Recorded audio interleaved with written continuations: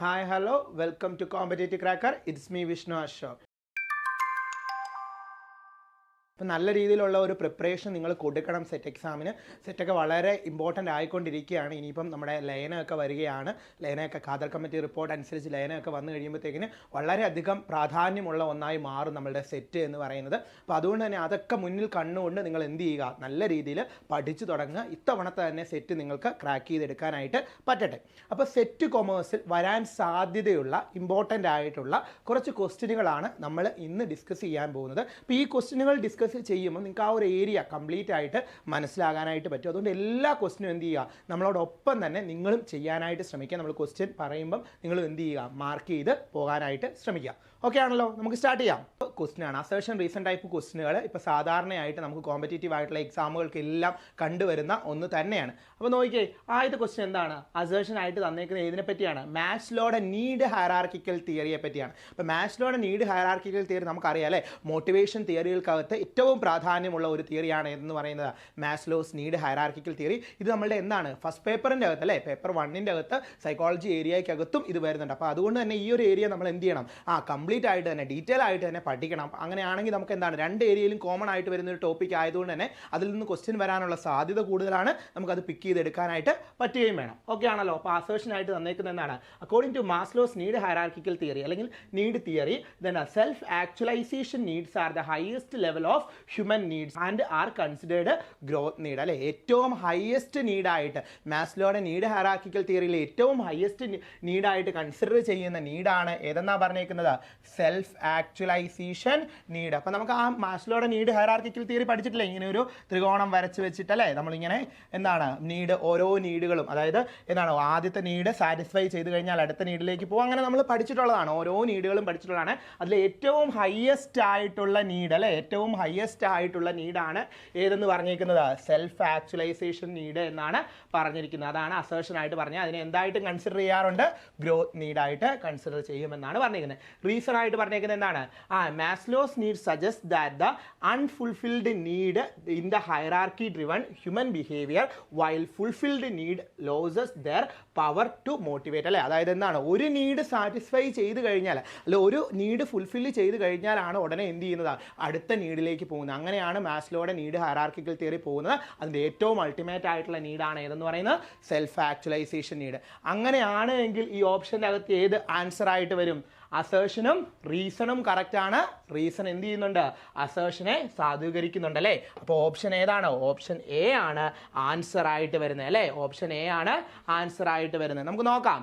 നോക്കിയേ, option A ആണ് answer ആയിട്ട് വരുന്നത്. മാസ്ലോസ് തിയറി എന്താണ്, does states that the self actualization is the highest level of need. ഏറ്റവും ഹയസ്റ്റ് ആയിട്ടുള്ള നീഡ് ഏതാണ്, സെൽഫ് ആക്ച്വലൈസേഷൻ തന്നെയാണ് അല്ലേ. ഇത് എന്തായിട്ടാണ് റെപ്രസെന്റ് ചെയ്യുന്നത്, ഗ്രോത്ത് നീഡായിട്ടാണ്. Additionally it emphasize that the എന്താണ് unfulfilled needs motivates the behaviour making the reason is the correct explanation of assertion. അസേർഷനെ സാധൂകരിക്കുന്ന എക്സ്പ്ലനേഷൻ തന്നെയാണ് റീസൺ ആയിട്ട് തന്നിരിക്കുന്നത്. അപ്പോൾ കൃത്യമായിട്ട് നമ്മൾ എന്ത് പഠിക്കണം, ആ ഒരു മാസ്ലോയുടെ നീഡ് ഹയറാർക്കിക്കൽ തിയറി പഠിക്കണം. ഇനി ഒരു കാര്യം നിങ്ങൾ ശ്രദ്ധിക്കേണ്ടത്, ഈ മാസ്ലോയുടെ നീഡ് ഹയറാർക്കിക്കൽ തിയറി നിങ്ങൾ പഠിക്കുന്ന സമയത്ത് ഏതൊക്കെയാണ് സേഫ്റ്റി നീഡിൻ്റെ അകത്ത് ഇൻക്ലൂഡഡ് ആകുന്നത്, ഏതൊക്കെയാണ് എസ്റ്റീം നീഡിൻ്റെ അകത്ത് ഇൻക്ലൂഡഡ് ആകുന്നത്, ഏതൊക്കെയാണ് സെൽഫ് ആക്ച്വലൈസേഷൻ്റെ അകത്ത് ഇൻക്ലൂഡഡ് ആകുന്നത് എന്നുള്ള കാര്യങ്ങൾ പോയിന്റ് ചെയ്ത് തന്നെ പഠിക്കണം. Which of the following are included in safety needs എന്നൊക്കെ പറഞ്ഞ് നമുക്ക് എന്ത് വരാൻ സാധ്യതയുണ്ട്, ക്വസ്റ്റ്യൻ വരാൻ സാധ്യതയുണ്ട്. അതുകൊണ്ട് തന്നെ ഓരോ നീഡിൻ്റെ അകത്തും ഏതെല്ലാം കാര്യങ്ങൾ, ഏതെല്ലാം പാർട്ടുകൾ ഉൾപ്പെടുന്നുണ്ട് എന്നുള്ള കാര്യം കൃത്യമായിട്ട് എന്ത് ചെയ്യുക, മനസ്സിലാക്കി വെക്കാനായിട്ട് ശ്രമിക്കുക. അടുത്തത് നോക്കുക, അടുത്തത് ഒരു തിയറി തന്നെയാണ്. എന്താ പറഞ്ഞിരിക്കുന്നത്, മെക്ലെൻ്റെ തിയറിയാണ് need theory. The need for achievement is most closely associated with managerial success. അപ്പോൾ ഓർത്ത് വെക്കുക, മാനേജീരിയൽ സക്സസുമായിട്ട് ഏറ്റവും റിലേറ്റ് ചെയ്ത് നിൽക്കുന്ന നീഡ് എന്ന് പറയുന്നത് എന്താണെന്ന് പറഞ്ഞിരിക്കുന്നത്, need for achievement. Need for achievement. അപ്പോൾ നമ്മൾ പറഞ്ഞിരുന്നു അസേർഷൻ റീസൺ ക്വസ്റ്റ്യൻ തന്നെയാണ് രണ്ടാമതും വന്നിരിക്കുന്നത്. ഇവിടെ ഏത് തിയറിയുമായി ബന്ധപ്പെട്ടാണ് പറഞ്ഞിരിക്കുന്നത്, മെക്ലെൻഡിൻ്റെ തിയറി അല്ലേ, നീഡ് തിയറി. മെക്ലെൻഡിൻ്റെ നീഡ് തിയറി അനുസരിച്ച് നീഡ് ഫോർ അച്ചീവ്മെന്റ് എന്ന് പറയുന്നതാണ് ഏതുമായിട്ട് ഏറ്റവും റിലേറ്റ് ചെയ്ത് നിൽക്കുന്നത്, മാനേജീരിയൽ സക്സസുമായിട്ട് ഏറ്റവും റിലേറ്റ് ചെയ്ത് നിൽക്കുന്നതെന്നാണ് അസേർഷനിൽ പറഞ്ഞിരിക്കുന്നത്. റീസണിൽ എന്താ പറഞ്ഞിരിക്കുന്നത്, individuals with the highest need for the affiliation tends to avoid taking the risk and responsibility which limits their managerial success.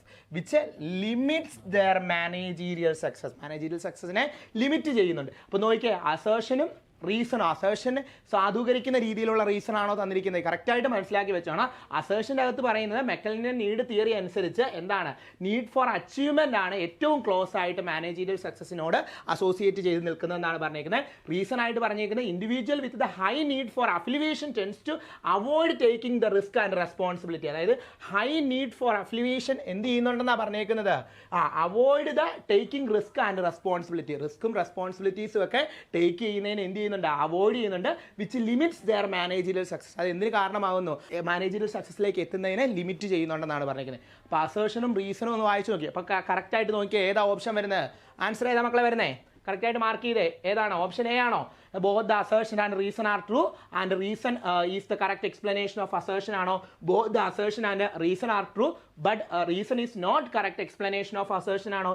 Assertion is true but reason is false. Assertion is false, reason is true. ഏതാണ് answer ആയിട്ട് വരുന്നത്? ഏതാണ് answer ആയിട്ട് വരുന്നത്? Option B അല്ലേ? രണ്ടും true ആണ്, പക്ഷേ എന്താണ്, അസേഷനെ സ്വാധീകരിക്കുന്ന റീസൺ അല്ല. അസേഷനും ട്രൂ ആണ്, റീസണും ട്രൂ ആണ്, പക്ഷേ അസേഷനിൽ പറഞ്ഞേക്കുന്ന കാര്യത്തെ സാധൂകരിക്കുകയല്ല ഏതിൽ ചെയ്തേക്കുന്നത്, റീസണിൽ ചെയ്തിരിക്കുന്നത്. അപ്പോൾ ഓർത്ത് വെക്കുക, രണ്ടും ട്രൂ ആയിട്ടുള്ള സ്റ്റേറ്റ്മെന്റ് അല്ലേ? രണ്ടും ട്രൂ ആയിട്ടുള്ള സ്റ്റേറ്റ്മെന്റ് ആണ്, പക്ഷേ അസേഷനെ സ്വാധീകരിക്കുന്ന രീതിയിലല്ല റീസൺ വന്നിരിക്കുന്നത്. ഓപ്ഷൻ ബി ആണ് ആൻസർ ആയിട്ട് വരുന്നത്. ക്ലിയർ ആയല്ലോ? വളരെ ഇമ്പോർട്ടൻ്റ് ആയിട്ടുള്ള ഒരു ക്വസ്റ്റ്യൻ ആണ്. നമുക്ക് നോക്കാം. എന്താണ്? Which of the following is not a part of Alderfer ERG theory? ആൽഡഫറുടെ ERG തിയറിയുമായിട്ട് അസോസിയേറ്റ് ചെയ്യാത്ത, അതിൻ്റെ പാർട്ട് അല്ലാത്തത് ഏതാണ് എന്നാണ് ചോദിച്ചിരിക്കുന്നത്. ഇങ്ങനെ ഒരു ക്വസ്റ്റ്യൻ വരാൻ സാധ്യതയുണ്ട് അല്ലേ? ഈ നോട്ട് എ പാർട്ട് എന്നൊക്കെ പറഞ്ഞ് ചോദിക്കാറുണ്ട്. അതായത് നെഗറ്റീവ് ടൈപ്പിൽ ക്വസ്റ്റ്യൻ ചോദിക്കാറുണ്ട്. അപ്പോൾ നമ്മൾ ആ നോട്ട് കറക്റ്റായിട്ട് ശ്രദ്ധിക്കണം. എന്നാൽ മാത്രമേ നമുക്ക് ആൻസർ കറക്റ്റായിട്ട് എടുക്കാനായിട്ട് വരത്തുള്ളൂ. അല്ലെങ്കിൽ നമ്മളിപ്പോൾ എന്താണ് ഓപ്ഷൻ കാണുമ്പോഴത്തേക്കും ERG തിയറി എന്ന് കാണുമ്പോൾ അതിൻ്റെ പാർട്ടായിട്ടുള്ളത് നമ്മൾ പിക്ക് ചെയ്യാനായിട്ട് പോകും. അപ്പോൾ നോട്ട് എ പാർട്ട് എന്നുള്ള രീതിയിലാണ് ക്വസ്റ്റ്യൻ വന്നിരിക്കുന്നത്. അപ്പോൾ നമുക്ക് കറക്റ്റായിട്ട് അറിഞ്ഞിരിക്കണം ഏതൊക്കെയാണ് ERG തിയറിക്കകത്ത് വരുന്നത്. ERG തിയറിക്കകത്ത് വരുന്നത് ഏതൊക്കെയാണ് എന്ന് നോക്കിയാൽ തന്നെ നമുക്ക് കിട്ടും അല്ലേ? ERG. അപ്പോൾ ഇവിടെ വന്ന എക്സിസ്റ്റൻസ് തന്നിട്ടുണ്ട്, ഗ്രോത്ത് തന്നിട്ടുണ്ട്, സെൽഫ് എസ്റ്റീം തന്നിട്ടുണ്ട്, റിലേറ്റഡ്നെസ് തന്നിട്ടുണ്ട്. ഏതായിരിക്കും ആൻസർ ആയിട്ട് വരുന്നത്? ഇതിൻ്റെ ആൻസർ ഏതാണ് എന്ന് പറയുന്നതിന് മുന്നേ ആയിട്ട് അപ്പോൾ നമ്മളുടെ CCയിൽ സെറ്റിൻ്റെ 60 days ബാച്ച് തുടങ്ങിയിട്ടുണ്ട്. അപ്പോൾ നിങ്ങൾ ജോയിൻ ചെയ്യുക. നിങ്ങൾക്ക് സെറ്റ് എക്സാം ക്രാക്ക് ചെയ്യാനായിട്ട് എന്തെല്ലാം ആവശ്യമാണോ അതെല്ലാം നൽകുന്ന ക്ലാസ്സാണ് CCയിൽ അവൈലബിൾ ആയിട്ടുള്ളത്. റെക്കോർഡഡ് ക്ലാസ്സുകളിലൂടെയും ലൈവ് ക്ലാസ്സുകളിലൂടെയും PDF മെറ്റീരിയലിലൂടെയും ഒക്കെ നിങ്ങൾക്ക് എന്തെല്ലാം ഈ സെറ്റ് എക്സാം ക്രാക്ക് ചെയ്യാനായിട്ട് വേണോ അതെല്ലാം CCയിൽ അവൈലബിൾ ആണ്. അപ്പോൾ നിങ്ങൾക്ക് നിങ്ങളുടെ ഡൗട്ട്സുകളൊക്കെ ചോദിച്ച് കൃത്യമായ ഗൈഡൻസോട് കൂടി പഠിച്ചു കഴിഞ്ഞാൽ നിങ്ങൾക്ക് ഈസി ആയിട്ട് ക്രാക്ക് ചെയ്തെടുക്കാൻ പറ്റും സെറ്റ് എക്സാം. അപ്പോൾ നിങ്ങൾ ഉടൻ തന്നെ അധികം സമയം കളയാതെ പെട്ടെന്ന് തന്നെ എന്ത് ചെയ്യുക, നമ്മളുടെ ടീമിലേക്ക് ജോയിൻ ആകുക, നമ്മളോടൊപ്പം പഠിക്കുക. നിങ്ങൾക്കിത് ക്രാക്ക് ചെയ്തെടുക്കാനായിട്ട് പറ്റും.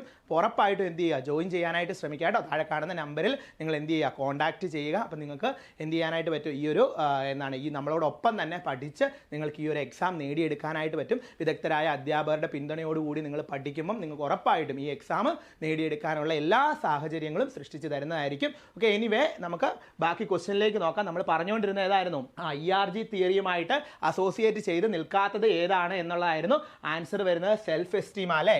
സെൽഫ് എസ്റ്റീം ആണ്. ബാക്കി എല്ലാം എന്താണ്, ERG തിയറിയുടെ പാർട്ടായിട്ട് വരുന്നതാണ്. ക്ലിയർ ആണല്ലോ മക്കളെ? നമുക്ക് അടുത്ത ക്വസ്റ്റ്യനിലേക്ക് പോകാം. അടുത്ത ക്വസ്റ്റ്യൻ ആണ്, which of the following is the correct assumption of theory X according to എന്താണ് മക്ഗ്രിഗർ അല്ലേ? അല്ലെങ്കിൽ എന്താണ് MC ഗ്രിഗർ എന്നൊക്കെ പറയാറുണ്ട്. മക്ഗ്രിഗറുടെ എന്താണ് തിയറി എക്സ് അനുസരിച്ച് കറക്റ്റ് ആയിട്ടുള്ള അസംഷൻ ഏതാണ്? നമുക്കറിയാം തിയറി എക്സും തിയറി വൈയും അല്ലേ? അദ്ദേഹത്തിൻ്റെ തിയറി എക്സ് തിയറി വൈ അനുസരിച്ച് തിയറി എക്സ് എന്ന് പറഞ്ഞു കഴിഞ്ഞാൽ എന്താണ് നെഗറ്റീവും, തിയറി വൈ എന്ന് പറഞ്ഞാൽ എന്താണ് പോസിറ്റീവാണ്. അങ്ങനെയൊക്കെ നമ്മൾ പഠിച്ചിട്ടുള്ളതാണ്. അപ്പോൾ അതിൻ്റെ അകത്ത് നോക്കി അതനുസരിച്ചുള്ള കറക്റ്റ് ആയിട്ടുള്ള അസംഷൻ ഏതാണെന്നാണ്. People enjoy the working and find it natural and employees are inherently lazy and avoid the work. Employees are self-motivated and self-controlled. Employees seeks out and accept the responsibility. നമ്മളറിയാം negative ആണ് theory X. അതുകൊണ്ട് തന്നെ ഇതിൻ്റെ answer വരുന്നത് ഏതാണ്? Option B ആണ്. അതായത് employees എന്താണ്, വില്ലിംഗ് അല്ല, ഓരോ കാര്യങ്ങളും ചെയ്യാൻ അവർ വില്ലിംഗ് അല്ല, അവർ വളരെയധികം ലേസി ആയിരിക്കും. അവർ മാക്സിമം എന്താണ് വർക്ക് അവോയ്ഡ് ചെയ്യാനായിട്ടായിരിക്കും നോക്കുന്നത് അല്ലേ? നമ്മൾ പഠിച്ചിട്ടുള്ളതാണ് തിയറി എക്സും തിയറി വൈയും പഠിച്ചോണം. അതെന്താണ് ആ ഏരിയയിൽ നിന്നൊക്കെ ക്വസ്റ്റ്യൻ വരുന്നതാണ്. അടുത്ത ക്വസ്റ്റ്യൻ നോക്കിയേ, which motivational theory explains the behaviour through the equation. ഈ ഇക്വേഷൻ ഏത് മോട്ടിവേഷൻ തിയറിയിലാണ് വരുന്നത്? Expectancy into instrumentality into valence എന്ന് പറയുന്ന ഈ ഒരു equation, motivation is equal to expectancy into instrumentality into valence എന്ന് പറയുന്ന ഏത് തിയറിയാണ്? ഇക്വിറ്റി തിയറി ആണോ, ടു ഫാക്ടർ തിയറി ആണോ, വൂംസ് എക്സ്പെക്റ്റൻസി തിയറി ആണോ, മെക്കലൻ നീഡ് തിയറി ആണോ? ഈ എക്സ്പെക്റ്റൻസി എന്ന് കാണുമ്പോൾ തന്നെ നമുക്ക് അതിൻ്റെ അകത്ത് ആൻസർ എടുക്കാവുന്നേ ഉള്ളൂ. ഏതാണ് ആൻസർ ആയിട്ട് വരുന്നത് മക്കളെ? നിങ്ങൾ മാർക്ക് ചെയ്തോ? ഏതാണ് ആൻസർ ആയിട്ട് വരുന്നത്? ഓപ്ഷൻ സി ആണ്, വൂംസ് എക്സ്പെക്റ്റൻസി തിയറി. പഠിക്കണം കേട്ടോ. നമുക്ക് മോട്ടിവേഷൻ തിയറീസും ലീഡർഷിപ്പ് തിയറീസും ഒക്കെ വളരെ ഇമ്പോർട്ടൻ്റ് ആണ് നമ്മളെ സംബന്ധിച്ചിടത്തോളം. ആ ഏരിയയിൽ നിന്ന് ക്വസ്റ്റ്യനുകൾ സ്ഥിരമായിട്ട് വരുന്നതാണ്. അപ്പോൾ തിയറീസ് ഒരു കാരണവശാലും നിങ്ങൾ അവോയ്ഡ് ചെയ്യരുത്, കംപ്ലീറ്റ് ആയിട്ട് പഠിക്കാനായിട്ട് ശ്രമിക്കുക. അടുത്ത ക്വസ്റ്റ്യൻ നോക്കിയേ. വാട്ട് ഡസ് ദ എന്താണ് Herzberg's two factor theory identify as the factors that leads to be job satisfaction. അതായത് ജോബ് സാറ്റിസ്ഫാക്ഷനിലേക്ക് നയിക്കുന്ന അല്ലെങ്കിൽ ജോബ് സാറ്റിസ്ഫാക്ഷനിലേക്ക് ലീഡ് ചെയ്യുന്ന ഫാക്ടർ താഴെ പറയുന്നതിൽ ഏതാണ്? ടു ഫാക്ടർ അനുസരിച്ചുള്ള തിയറി അനുസരിച്ച് ഏതാണെന്നാണ് ചോദിച്ചിരിക്കുന്നത്. ഹൈജീൻ ഫാക്ടർ ആണോ, മോട്ടിവേറ്റേഴ്സ് ആണോ, എക്സിസ്റ്റൻസ് നീഡ്സ് ആണോ, എന്താണ് റിലേറ്റ്നെസ് നീഡ്സ് ആണോ? ഏതാണ് വരുന്നത്? ഏത് ഫാക്ടറാണ്? നമുക്കറിയാം ടു ഫാക്ടർ തിയറി അനുസരിച്ച് എത്ര ഫാക്ടേഴ്സ് ആണ്? മോട്ടിവേഷണൽ ഫാക്ടേഴ്സും ഉണ്ട്, ഹൈജീൻ ഫാക്ടേഴ്സും ഉണ്ട്. അതായത് ജോബ് സാറ്റിസ്ഫാക്ഷൻ എന്ന് വരുന്നത് ഏത് ഫാക്ടറിൻ്റെ അകത്ത് വരുന്നതാണ്? ഏത് ഫാക്ടറിൻ്റെ അകത്ത് വരുന്നതാണ്? മോട്ടിവേഷൻ ഫാക്ടേഴ്സ് അല്ലെ മോട്ടിവേറ്റേഴ്സിൻ്റെ അകത്ത് വരുന്നതാണ്. ഓർത്ത് വെച്ചോണം കേട്ടോ. അപ്പോൾ നിങ്ങൾ ഇന്ന് തന്നെ എന്ത് ചെയ്യണം? ഹൈജീൻ ഫാക്ടറിൻ്റെ അകത്ത് ഏതൊക്കെയാണ് വരുന്നത്, മോട്ടിവേഷൻ ഫാക്ടേഴ്സ് ഏതൊക്കെയാണ് വരുന്നത്, കംപ്ലീറ്റ് ആയിട്ട് പഠിച്ചു വെച്ചോണം. ഉറപ്പായി നമുക്ക് അതിൽ നിന്നൊരു ക്വസ്റ്റ്യൻ വന്നു കഴിഞ്ഞാൽ പിക്ക് ചെയ്തെടുക്കാനായിട്ട് പറ്റണം. മക്കളെ കൃത്യമായിട്ട് പഠിക്കണം. ഏത് ഏരിയയിൽ നിന്നാണ് ക്വസ്റ്റ്യൻ വരുന്നതെന്ന് കണ്ടുപിടുത്തി ആ ഏരിയ കൃത്യമായിട്ട് പഠിച്ചു കഴിഞ്ഞാൽ അതിൽ നിന്ന് ഏത് രീതിയിലുള്ള ക്വസ്റ്റ്യൻ വന്നാലും നമുക്ക് എന്ത് ചെയ്യാൻ പറ്റും? ചെയ്തെടുക്കാനായിട്ട് പറ്റും. ഓക്കെ ആണല്ലോ. ഞാൻ പറഞ്ഞു നമ്മളുടെ സി സിയിലെ ക്ലാസ്സുകളെല്ലാം അവൈലബിൾ ആണ്. അപ്പോൾ നിങ്ങൾ എന്ത് ചെയ്യണം? സി സിയിലെ ക്ലാസ്സുകളിൽ ജോയിൻ ചെയ്യാനായിട്ട് ശ്രമിക്കുക. അങ്ങനെ ജോയിൻ ചെയ്യുവാണെങ്കിൽ നമ്മൾ വിദഗ്ധരായ അധ്യാപകരുടെ പിന്തുണയോടുകൂടി നിങ്ങൾക്ക് പഠിക്കാനായിട്ട് പറ്റും. ഉറപ്പായിട്ട് ഈ എക്സാം നിങ്ങൾക്ക് ക്രാക്ക് ചെയ്തെടുക്കാനായിട്ട് പറ്റും. ഈ വരുന്ന ഡിസംബർ 7-ാം തീയതി നമ്മളുടെ സെറ്റിൻ്റെ യൂണിറ്റ് 2-ലെ മൊഡ്യൂൾ 3 വെബിനാറുമായിട്ട് നമ്മളുടെ ദീപക് സാറ് വരുന്നുണ്ട്. ഇപ്പോൾ A to Z കാര്യങ്ങൾ എന്തൊക്കെയാണ് മൊഡ്യൂൾ 3-ൽ സംബന്ധിച്ചിടത്തോളം പഠിക്കേണ്ട അതിനെക്കുറിച്ചുള്ളൊരു ഓവറോൾ വ്യൂ നിങ്ങൾക്ക് കിട്ടുന്നതാണ്. അപ്പോൾ നിങ്ങൾ എന്ത് ചെയ്യുക? ആ വെബിനാറിന് വേണ്ടി രജിസ്റ്റർ ചെയ്യുക. അപ്പോൾ താഴെ ലിങ്ക് പ്രൊവൈഡ് ചെയ്യുന്നുണ്ട്. ആ ലിങ്കിൽ നിങ്ങൾ എന്ത് ചെയ്യുക? രജിസ്റ്റർ ചെയ്യുക. അങ്ങനെ ആ വെബിനാർ കണ്ടു കഴിഞ്ഞാൽ ആ ഒരു മൊഡ്യൂളിൻ്റെ അകത്തെ കാര്യങ്ങളെല്ലാം തന്നെ നിങ്ങൾക്ക് മനസ്സിലാക്കി എടുക്കാനായിട്ട് പറ്റും. അപ്പം മറക്കണ്ട, ഡിസംബർ 7-ാം തീയതിയാണ് നമ്മുടെ ദീപക് സാറാണ് ക്ലാസ് ഹാൻഡിൽ ചെയ്യുന്നത്. ഡീറ്റെയിൽ ആയിട്ട് ആ ഒരു വ്യൂ നിങ്ങൾക്ക് കിട്ടുന്നതായിരിക്കും എന്താണ് ആ ഒരു മൊഡ്യൂളിനെ സംബന്ധിച്ചിടത്തോളം. അപ്പോൾ നിങ്ങൾ എല്ലാവരും എന്ത് ചെയ്യുക? രജിസ്റ്റർ ചെയ്യാനായിട്ട് ശ്രമിക്കുക. 60 ഡേയ്സ് ബാച്ച് ആരംഭിച്ചിട്ടുണ്ട്. അപ്പം അതിൽ ജോയിൻ ചെയ്ത് കഴിഞ്ഞാൽ നിങ്ങൾക്ക് ഉറപ്പായിട്ടും ഈ എക്സാം ക്രാക്ക് ചെയ്തെടുക്കാനായിട്ട് പറ്റും. അപ്പോൾ ഇതുപോലുള്ള ഇൻഫർമേറ്റീവ് ആയിട്ടുള്ള വീഡിയോസ് കാണുവാനായിട്ട് നമ്മളുടെ ചാനൽ സബ്സ്ക്രൈബ് ചെയ്യുക. എന്തെങ്കിലും രീതിയിലുള്ള സജഷൻസ് ഉണ്ടെങ്കിൽ അത് അറിയിക്കുക. അപ്പോൾ മറ്റൊരു വീഡിയോയിൽ കാണാം. താങ്ക്